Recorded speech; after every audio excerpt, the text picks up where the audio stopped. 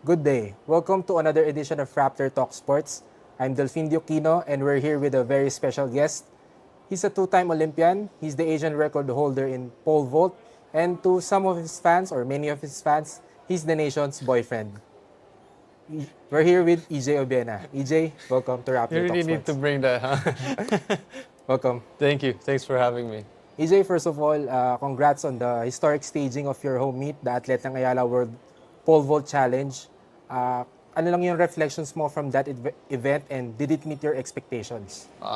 It exceeded my expectations, really. I was a little bit worried with the weather, with everything that's happening on that day. You know, the crowd might not be as much as we wanted it to be, but we had so much more. And yeah, for future references, we got to have a bigger space for the crowd. So I would say it definitely exceeded in the way to cap my season. It's the perfect ending.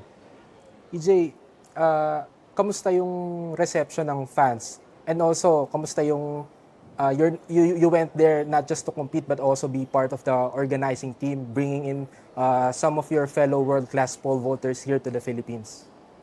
Um, I mean, organizing the competition is of course tricky, but I really organizing it was maybe I was part like this much by the big thing. So I would say the organizers definitely did an amazing job considering you have contingencies almost in every corner of the way, and everybody, the international field was happy and really, to be honest, like they keep saying, we're like stars in our respective classes and respective countries, but here we feel like a rock star. I think that says a lot about the Filipino crowd, and I would say it's a very successful event, and I'm very pleased to be part of it and be able to come out of it and hold my reputation and win the thing. EJ, yun nga, yung victory mo sa home meet mo was a bounce back performance for you after you missed the finals of the World Athletics Championships in Tokyo, Japan a couple of weeks ago. Can you talk to us about how your campaign there turned out, considering that you won 2 medals in the past 2 editions? What went wrong for you? A lot of things went wrong, but not on that day, I would say. That's a reality that I knew could happen. The best way to describe it is I have a 1,000-piece puzzle, but I only am given by six. I'm only given 600 pieces, so that's the definition of my season this year. Trying to catch up, trying to do everything, and there's no shortcut. So you can't rush things. You need to respect the timing of things. You need to push and actually also rest. So those kind of things you need time. You need to, kailangan mo ng balance. Hindi pwede na palo ka lang ng palo. Then, come a day na you'll reach your breaking point. So that's the story of the season. I can't seem to get a momentum, and then every time may bumps in the road, I try to come back as fast as possible. Not the best idea, I would say. Parang naging fear ba sa'yo na, or was that something you expected na not making the final? Considering yun nga yung performance mo the past 2 editions. I mean, it's a reality. Did I expect it? No. Nobody expects the bad things, but I know it was a reality that could happen. If I jumped the way I vaulted in Athlete ng Ayala, I would have been in the final. I would have, I think, at least make the final. I'm not sure what it would be, but it's a totally different story if you jump 555 and only made 1 bar. So with that, I need to understand, the things that have been happening throughout the season. And those hurdles, sometimes I hit it very hard, and like, I gotta, kind of restart and really start from zero and really build from there. It's not easy to do that multiple times in a season. But on the flip side then, you were able to watch your girlfriend, Caroline, compete in the final of the women's triple jump, right? Yeah. How important is it for you to have someone you share something in common with, especially when things don't go your way? I would prefer that we both made the final. We both had a good outing in the World Championship, but I'm very happy for her because she deserves it. She's been out of the mix of things for 3 years due to injuries, and finally having that breakthrough year is definitely big, and I really wanted to be there for her. able to support her, and also experience it. It's different watching than being there. So it's a new experience for me. Was it some of a consolation na at least isa sa inyo pumasok sa final? I guess so. You can say that. EJ, hindi naman sikreto na this wasn't your best year. Sabi Oh, mo it's pa, my worst year out there. Yeah. sabi mo pa nga sa social media post mo na this season falls into the category of things that turn out worse than you expected. So, can you talk to us about yung challenges that you faced this year and kasama na rin yung mga injuries mo? So this year, the season's a bit difficult because first everything's kind of elongated.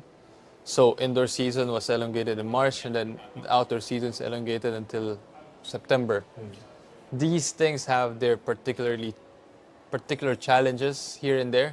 So going out and being on the back end of last year's season, being injured and having to take a 6 months off, it's not an easy thing for me to just like come back and okay, we're good. It's just like, oh, we ended the season, give my body rest, and then we go. No, it doesn't work like that. But I treated it like that because I knew what I needed to do.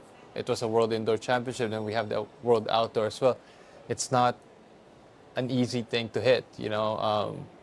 Athletics is a sport where you have your peak period. You can't maintain that all throughout the year.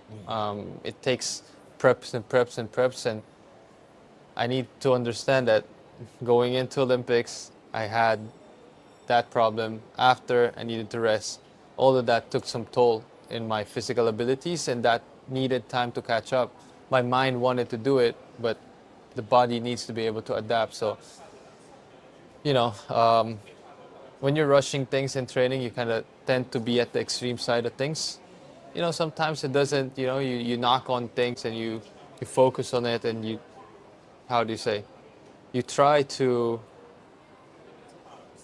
catch up. So you try to push yourself to the limit, but it's good if you don't reach the limit, but sometimes you will, and unfortunately I was able to, it happens, I kind of pushed myself a little bit too much, and things happened. EJ, in the World Championships, Mondo Duplantis reset his world record to 6.30 meters. What can you say about Mondo pushing the sport to the next level? And tingin mo ba may kaya pang tumalo kay Mondo with the way he's performing? Well, at his best days, it's hard. Almost impossible, I would say. Or maybe let's put it this way. On his best day, it's impossible. Let's put it like that. He's at the top of his game. He's at the prime of his career. He's doing great things for pole vaulting itself, and now he is in the conversation of being the greatest of all time. So that in itself is something to be proud of if I'm him. So breaking the championship record almost every time he steps on the floor is incredible. The only time he didn't do that was in 2023, where when I had a good outing as well. So it is what it is. I'm not here to say that jumping 630 is in my books. I don't know. We will see if my body and the capabilities that I believe I could provide me the performance that I believe. Am I believing that I still can compete with him? Yes. His best days are difficult to beat, but he's human. Things happen. In the circuit, I think there's only a few of us, less than three, I would say, that has actually beaten him on a big competition. So I'm one of those people. With that, I take an honor and I'm proud of that. So it's a tough game right now to be in, but at the same time, I'm proud to be part of this era of pole vaulters. EJ, para sa iyo ba, ano yung mga unique strengths ni Mondo that make him a cut above the rest? Coming from a fellow pole vaulter.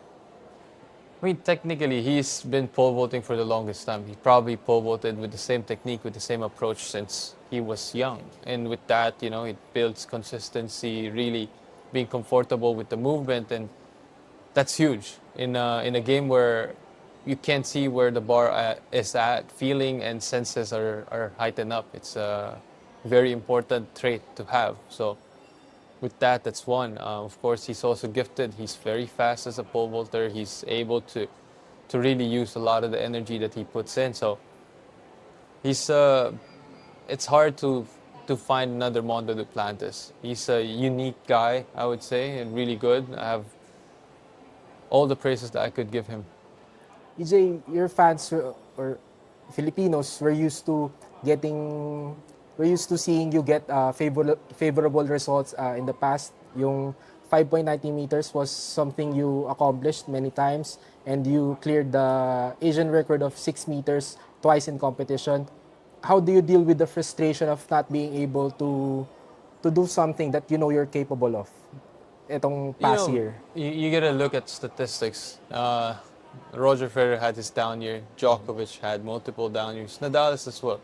In any sport, it happens. It was bound to happen one of these years. I've been having great years over great years over great years, and I gotta ride the lows and celebrate the highs. And unfortunately, I'm at low right now, and I know what I am capable of. I know what's out there that I need to adjust. At least I believe so.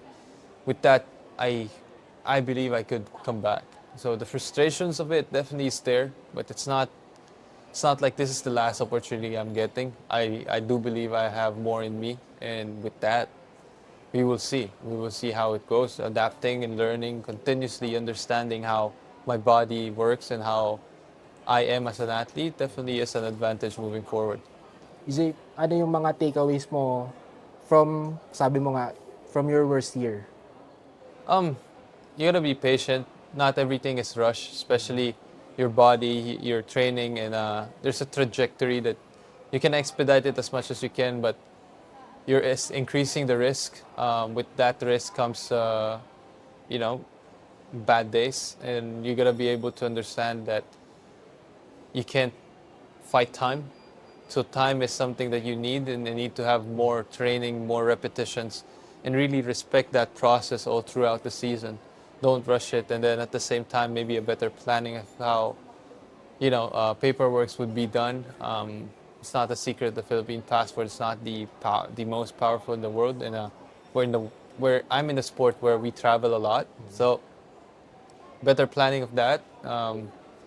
Get the permits, try to get help, and hopefully get the things done in the downtime where the season's not that important. I'm not traveling so much, so those kind of things.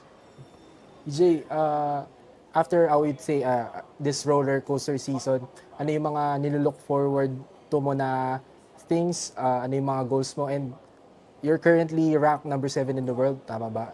Do you think kaya mong i-reclaim yung number 2 spot that you held for a long time? We will see. I can't say right now. I know I'm not where I can be. I can definitely be higher ranked up there. But being world number 2 means also being consistent and competing. And, I need to choose what I do. I can't just be jumping every day, and it's a big championship for me. Ranking's ranking. It's nice. It's all in good. I probably have, reached being world number 1 means you need to beat Mondo Duplantis multiple times, and that thing is a feat of its own. So, do I aim for it to be back? Yeah, definitely, because that means I'm at the top of my game. Am I capable of it? I've done it once. What's stopping me from doing it again?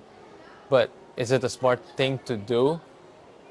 Oh, not exactly. So, it's all in a matter of choosing the things that matters the most: the championship, the medals, and what's important for me and the country, and of course, comes after the ranking points. EJ, for our last questions, you're part of the golden era of Philippine sports together with Heidelin Diaz, Carlos Yulo, Alex Ayala. Ano sa tingin mo yung kailangan gawin ng bansa natin to sustain it?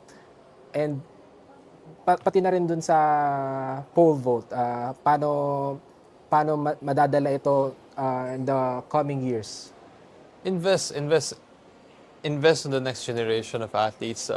Really use the champions that we have now to continuously inspire the next pool of athletes that we have.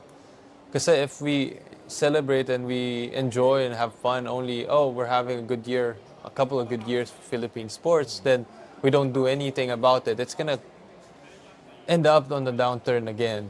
With that, you really need to focus on trying to be having a sustainable pool of athletes, and with that, you need to have, Alex Ayala as a good ambassador of tennis, continuously inspire the next generation of tennis players, weightlifters with Ate Heidelin, Carlos Yulo in box and gymnastics, and then you have a lot of these guys that really needs a platform. I do believe they want to continuously inspire the next generation. With that, you have a bigger pool, you have a better chances of getting the next champions out there.